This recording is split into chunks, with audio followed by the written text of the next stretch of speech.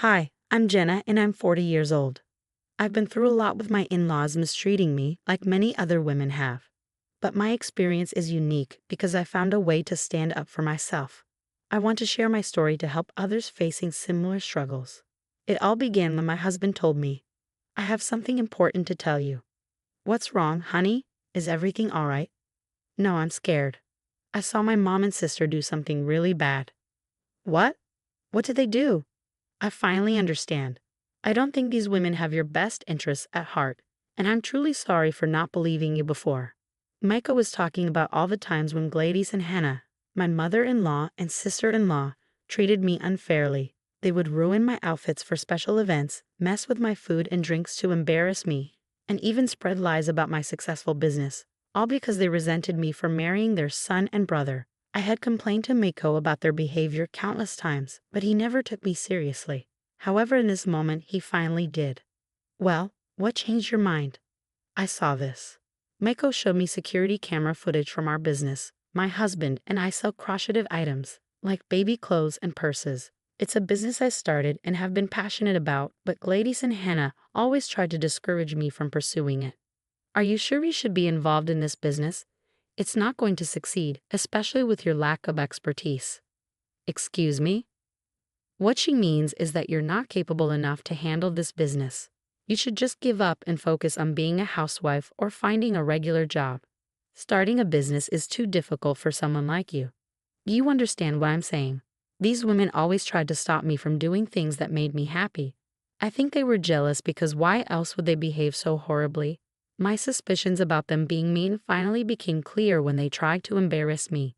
Even when I showed my ruined dress to my husband, begged him to taste my tampered food, and proved their lies about my business, he didn't believe me. He had to see it for himself. And finally he did. The video Micah showed me was shocking. I couldn't believe people would do something so terrible. In the video, we could see two masked women, one taller and one shorter, vandalizing our building with spray paint. Take a closer look. Notice the lady with the necklace. I looked closer, and it seemed like Gladys' unique necklace that Micah brought her from Fiji. I understand now.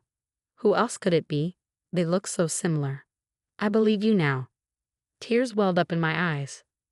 I felt both angry and hurt because it took him so long to believe me, but I also felt relieved that someone finally understood my struggles. I didn't want to tell him about this because they were his family. I couldn't just speak badly about them or take them to court for the damage they caused. But I did want to get back at them, and I had been thinking about how to do it for a long time. Suddenly, Micah's phone rang, and it was Hannah. "Speak of the devil, right?" He answered and talked to her for a bit. When he hung up, he said, "So, Hannah just told me that Uncle Peter is back from his trip, and Mom wants to have a big family gathering since a lot of people are home for the summer." "Okay, when? This weekend?" "Are you going to talk to them about what we saw in the video?" "I want to, but it's hard for me. They're my mother and my sister, you know. But if you want to confront them, I'll support you in any way I can." The weekend arrived and Micah and I got to Gladys's house early to help prepare for the big family gathering.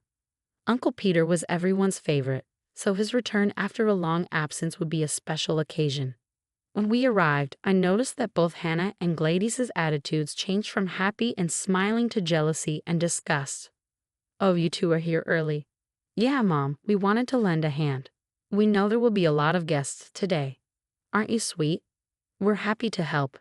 As I spoke, Hannah and Gladys both turned their gaze toward me, giving me looks as if I had done something wrong. But they couldn't prove it yet. "Oh, Jenna, it's awful that your lovely business was vandalized like that.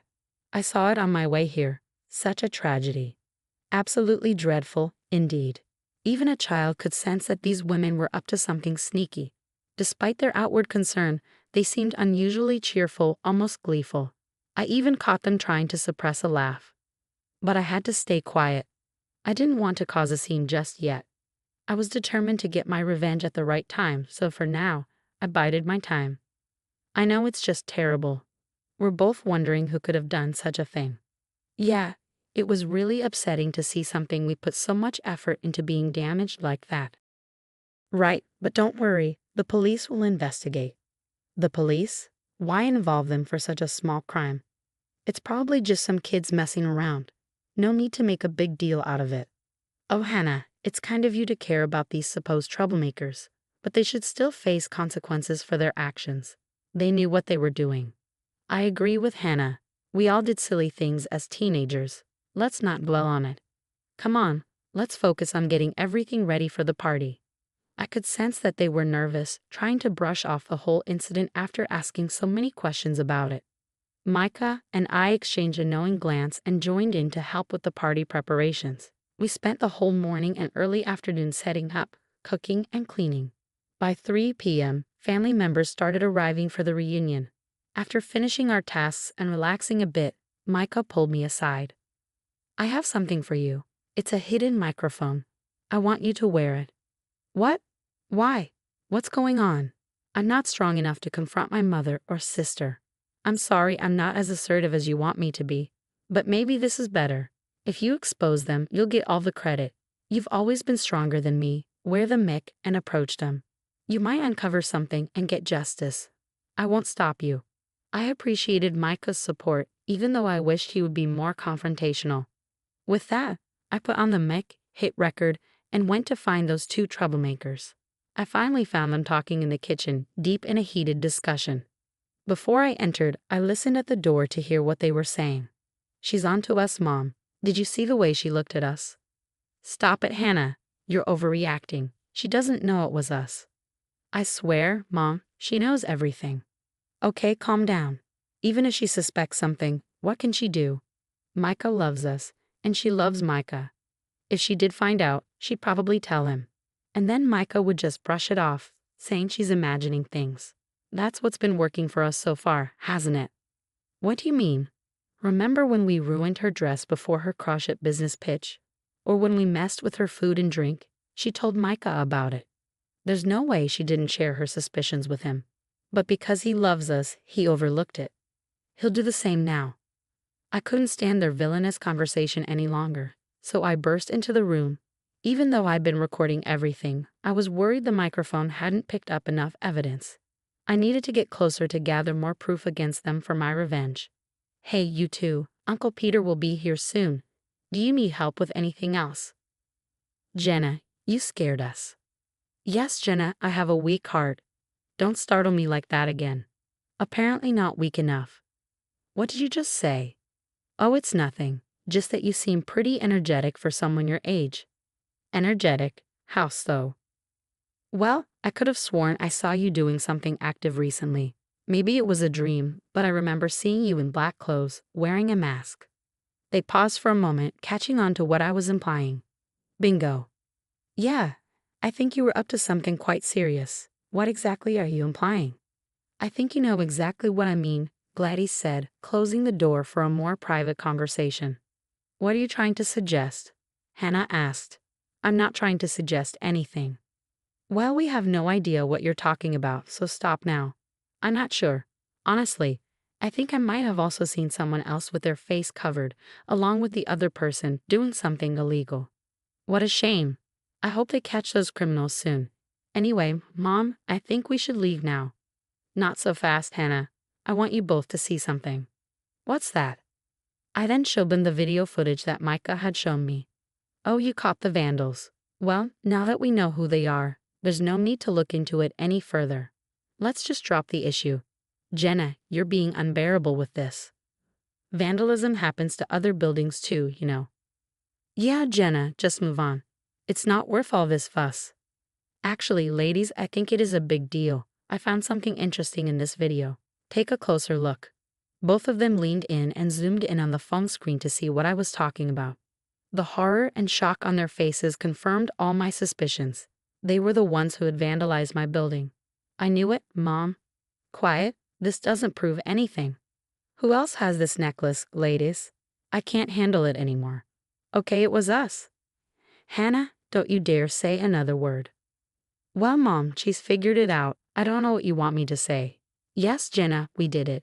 We damaged your business. But what are you going to do about it? Yeah, Jenna, there's nothing you can do in this situation. We know that Micah cares more about us than he does about you. So even if you try to take action, he won't punish us because he loves us. He really does love you guys, and he probably won't do anything. But sweetie, why do you think I won't? Do you think I'm afraid of you too? You mess with my business, which is like my child. I won't let you off the hook. Gladys and Hannah both tried to grab the phone from me, but thankfully I was faster and managed to escape. Come back here, you foolish girl. Even if you grab the phone, the data's already backed up, so there's no point in fighting me unless you want to worsen your already weak heart. Don't you dare provoke my mom. Do you think you're funny? Do you think you're clever? Give us the data now, or else I'll. What? Huh. What will you do? I'll hurt you in ways you never imagined. Oh, I'm shaking in my boots. Please don't hurt me. You cheeky little thing. We were running around the kitchen until I finally opened the door. It's a good thing I did because right outside was Micah. Help, your mom and sister are acting crazy. I came to tell you that Uncle Peter is here. What's happening? I'll tell you what's happening. Your wife is falsely accusing us of damaging her business, and she's threatening us. That's not true. Tell them, Micah. There was silence. Micah looked upset, struggling to speak clearly. I know you're not used to arguing with your mom and sister, or arguing at all for that matter, but I need you to stand up for me, your wife, right now. Please. Still, there was silence, and Micah looked dejected. I felt a pang of disappointment. You see, honey, Micah will always side with us, not you. He loves us more. Now that's not fair. I love you all equally. You're all important to me, which makes it tough to decide. Decide what? Why not choose honesty? We both know it. You're the one who showed me the footage. What, Micah? Why would you do that? Because it's my business too, and what you did was wrong. Not just this incident, but all the other times you've hurt my wife. You need to stop, please. We'll forgive you. Speak for yourself. I'm still going to press charges. Not while I'm here. Just then, Uncle Peter, our respected guest of honor, walked in. He seemed happy but also worried because we were all here while everyone else was waiting for the celebrations to start. Oh, Peter, my dear, it's wonderful to see you. You look great. Yes, we'll start the celebrations soon. Let me take you to your special seat. Tell me all about your trip. We're not done with you, Jenna. If you try anything, I promise we'll make sure Micah divorces you. Why do you talk to Micah like he's a child? He's a grown man who can make his own choices. He wouldn't divorce me just because you tell him to, right, honey? You see, he hesitated, dropping his head for the second time in 5 minutes. I really did date a wasp. I stormed off angrily and went to the big dining table where about 30 people were sitting. I sat down, seething but trying to stay calm. Soon after, Micah and Hannah joined me. But I stayed quiet, even though Micah seemed like he wanted to say something. I was too angry at him. Eventually, Gladys and Uncle Peter arrived, and we all celebrated. Despite the uncomfortable fight earlier, the festivities began. While we were eating, my anger boiled inside me, and I couldn't hold it in any longer. Attention, everyone. I have something important to say. There are 2 people here who have always hated me, who tried to make my life miserable. Some of you might already know, but I'll make sure you all understand. I played the recording from our earlier argument for everyone to hear. People gasped and looked shocked at what they were hearing. Hannah and Gladys were frozen in their seats, denying everything and accusing me of lying. The dinner turned chaotic.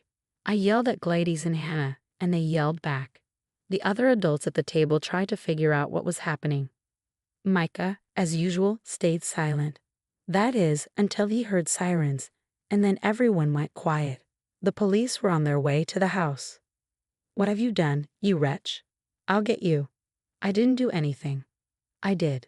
I'm the one who called thee. Mom, Hannah, you need to face the consequences for what you've done. I called the police on you, and they have a warrant for your arrest, because I secretly recorded the conversation that Jenna played for everyone. We've all seen how Mom and Hannah treat Jenna, but none of us said anything, especially me. Jenna is my wife, and from now on, I'm standing by her side because she's been proven right. Mom, Hannah, please cooperate. At that moment, the police entered the house and arrested Gladys, who cursed and yelled as she was taken away. Hannah tried to run but was caught by the police. Both women were embarrassed as they were dragged out of the house. They glared at me, calling me names, and at Micah, accusing him of betrayal. After Hannah and Gladys left, the night continued, albeit a bit awkwardly. We all opened up about how toxic they were. Even Uncle Peter joked that he'd rather be in prison than be around them. We laughed and enjoyed the rest of the family reunion without them. Throughout the night, some family members received calls from a local jail.